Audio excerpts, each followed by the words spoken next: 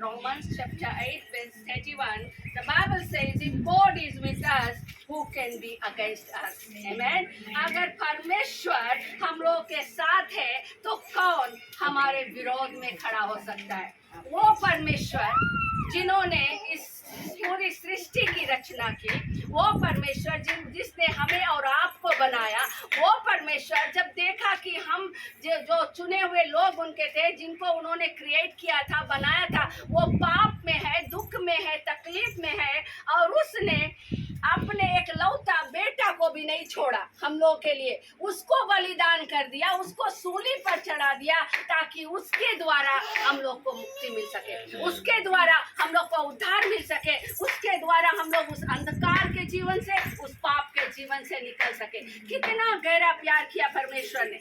तो जब हम सब उनके चुने हुए बच्चे हैं, उनके चुने हुए लोग हैं, तो परमेश्वर तो कौन हम लोग पर दोष लगाएगा? कैसे कोई हम लोग को दोष लगाएगा? क्योंकि परमेश्वर कहता है कि वो हमेशा हमारे साथ है, वो ना कभी सोता है। Psalms 121 verse 4 में कहा कि वो ना कभी सोता है ना कभी ऊँघता है, उसका नजर अपने चुने हुए लोगों पर हमेशा रहता है। तो जब प्रभु हमारे साथ खड़ा है तो कौन हमारा विरोध कर सकता है? Let's give a big hand to the Lord.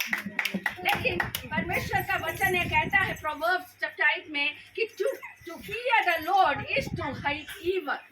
Lord said, to fear the Lord is to hate evil. Lord said, I hate pride, arrogance, evil behavior and previous speech. परमेश्वर उन्हीं लोगों का साथ देता है, प्रिय लोग, जो परमेश्वर के भय मानने वाला हो। आमीन। जिसके अंदर परमेश्वर का डर हो, जो कुछ भी वे लोग करते हैं, अगर कोई भी कार्य को करते हैं, उनके अंदर ये डर होना चाहिए कि या मैं सही कर रहा हूँ या गलत कर रहा हूँ।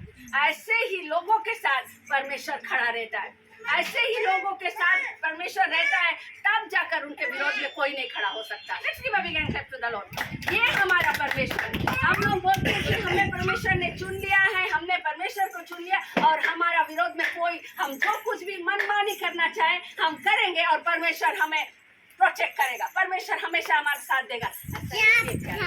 ऐसा नहीं है। हम लोगों के अंदर परमेश्वर का भय होना चाहिए।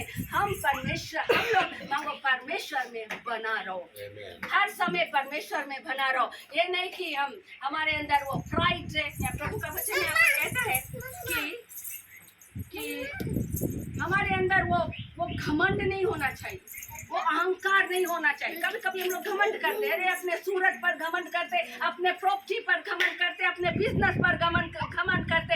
एक ईगो हमारे अंदर होता है, एक ईगो हमारे अंदर होता है कि अरे वो तो गरीब है।